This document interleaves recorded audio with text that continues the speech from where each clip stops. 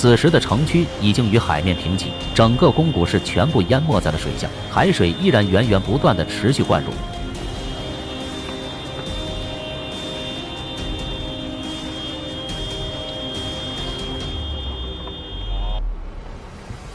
こちらは旧宮古大市場がある宮古市桑ヶ崎地区です。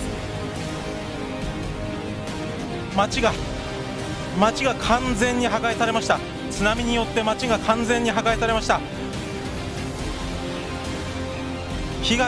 人的な被害が出ているかは分かりませんが、いずれ町が完全に破壊されています。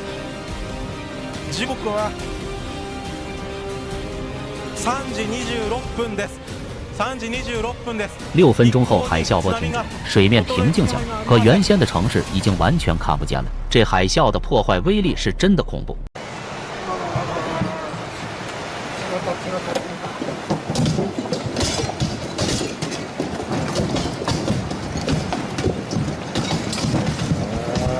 来てしまった。来てしまった。Hello everyone, and welcome to Disaster Scope, your channel for global disaster coverage. Today, we'll take a closer look at the recent earthquake in Russia and the tsunami threats it triggered. We'll also revisit the devastating 2011 Japan tsunami to compare the impact, and talk about what we, as individuals and communities, can do to stay prepared in the face of such disasters. When it comes to crises like these, it's crucial to know how to protect yourself and your loved ones. If you think this kind of content deserves more attention, backhand index pointing right, please subscribe to support our ongoing disaster coverage. Speech Balloon, feel free to leave a comment below. We'd love to hear your thoughts.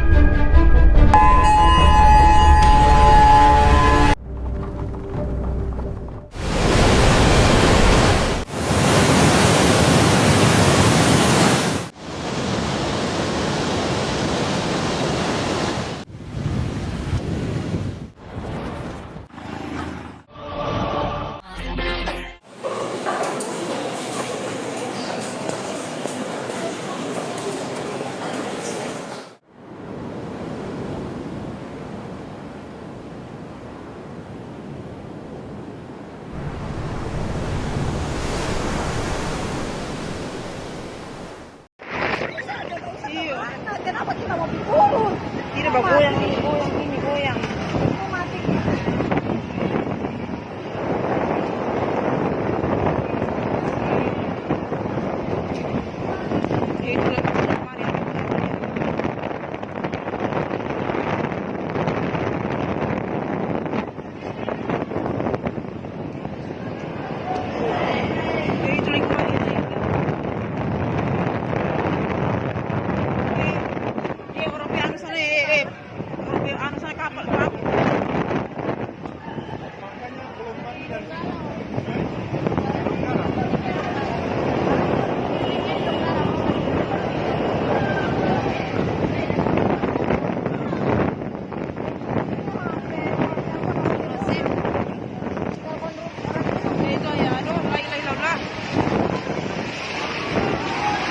On July 30th to 31st, 2025, a magnitude 8.8 plus earthquake struck beneath the Pacific Ocean off Russia's Kamchatka Peninsula, triggering tsunami warnings across the Pacific, including Japan, Hawaii, the U.S. West Coast, and French Polynesia. While the seismic event was historic, one of the top 6 strongest ever recorded, it resulted in minimal casualties thanks to robust early warning systems and evacuation procedures. This quake occurred along the Kamchatka Trench, a major subduction zone where the Pacific Plate dives beneath the North American Okhotsk Plate. The earthquake had a shallow depth of about 19.3 kilometers, which intensified shaking in Kamchatka and the Kuril Islands region. Geologists estimate the rupture extended 200 to 300 miles along the seafloor, displacing massive volumes of water, key to triggering tsunami waves. Interestingly, a magnitude 7.4 shock was recorded about 10 days earlier, but researchers are still evaluating whether this helped forecast the major event. A tsunami is a series of massive ocean waves triggered by sudden displacement of the seafloor, commonly due to earthquakes, underwater landslides, volcanic eruptions, or even meteor impacts. These waves can travel at up to 20 to 30 miles per hour, 30 to 50 kilometers per hour, in deep water and reach wave heights of 10 to 100 feet, 30 m, in shallow coastal zones. Tsunamis disrupt infrastructure, flood coastal areas, and can last for hours or days after the first wave, making them particularly deadly without warning systems.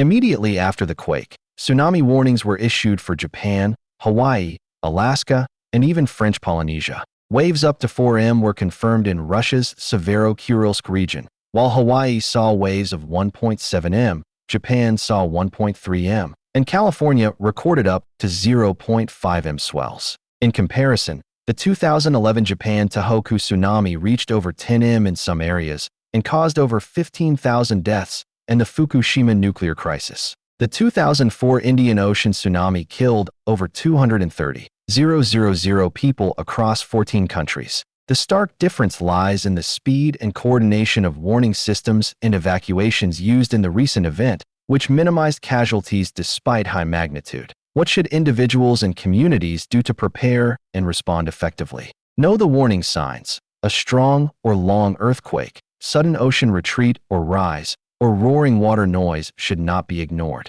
Register for alerts. Ensure you receive updates via NOAA weather radio, tsunami.gov, emergency texts, TV, or sirens. Evacuation planning. Identify high ground and evacuation routes from home, work, school. Communities should post maps and conduct drills. Prepare emergency kits. Include water, long-lasting food, flashlight, first aid, medications, and a family communication plan. Do not wait. Evacuate immediately upon natural warning signs or official alert, and stay away from the coast for hours. Come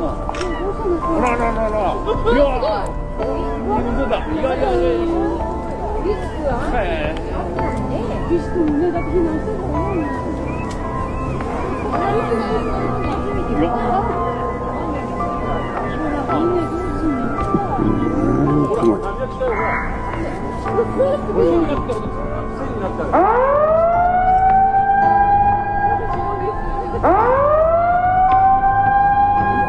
すごい。こ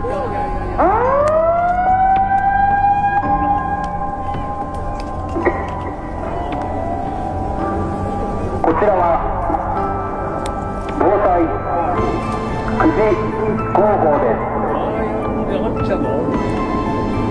現在野田村付近において津波が確認されています。沿岸地区の皆さんは直ちに高台に避難してください。うわすごいな。また出動中の消防関係者も直ちに高台に避難してください。繰り返します。現在野田村付近において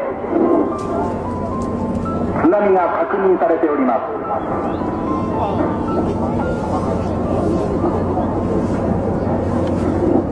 玉の脇地区にて浸水が確認されました。沿岸地区の皆さんは直ちに高台に避難してください。また出動中の消防関係者もねえだこれはみんな壊れない。直ちに高台に避難してください。あの船はなんだよ。あの船。おじさんもガッと気付けねえばひっくり返るよ。うわすごいね。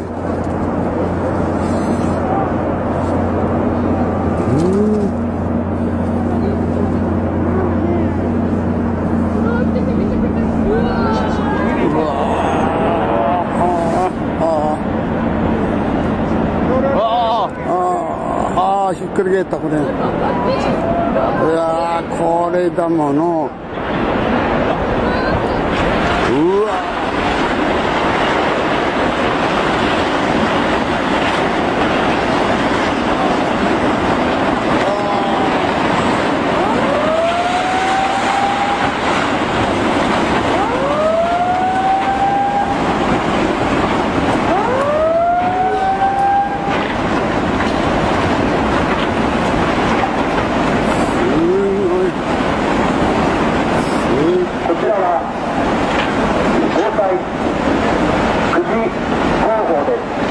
Looking back, the disastrous 1952 Severo-Kurils quake, MW 9.0, caused 18-meter tsunami waves and more than 2,300 deaths in Russia's Kuril Islands region. The 1994 Kuril Islands quake, MW 8.3, generated tsunami up to 3.5 m in Hanasaki Bay, Japan, causing minor casualties. The tragic 2004 Indian Ocean tsunami, MW 9.2 to 9.3, claimed 227,898 lives across 14 countries, the world's deadliest tsunami in recorded history. The contrast highlights the progress in early warning infrastructures and disaster preparedness since those past disasters. Russia's July quake was among the largest in recorded history, but real success came from early warning coordination, mass evacuations, and public education. Every coastal community on the Pacific, and even the Atlantic and Indian Oceans, should heed this call.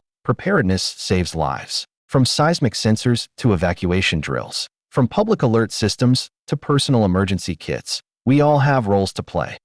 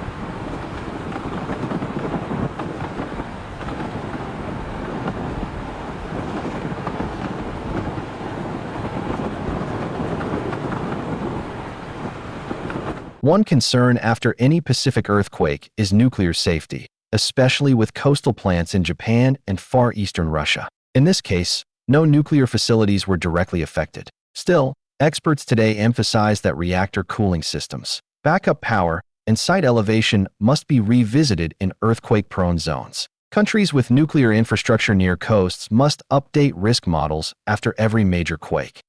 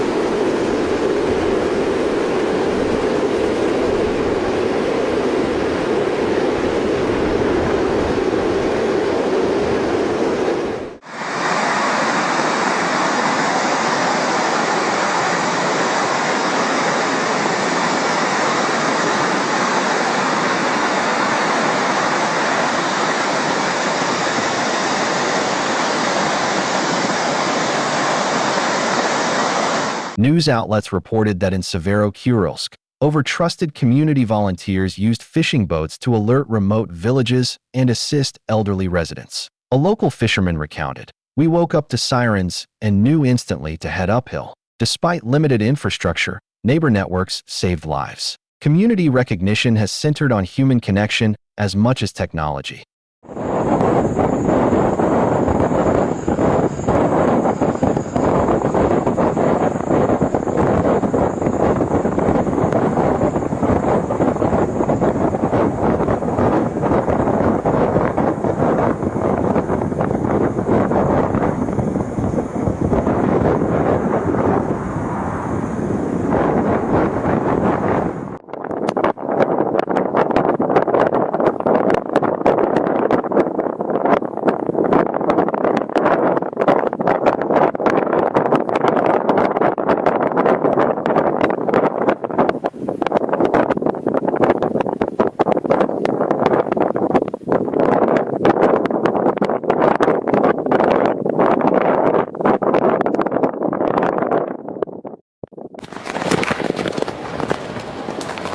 While Pacific Rim nations typically invest heavily in tsunami infrastructure, many Atlantic and Indian Ocean countries lag behind. After the 2025 quake, experts warned that Atlantic islands, Caribbean nations, and African coastal states should build detection systems and evacuation protocols immediately.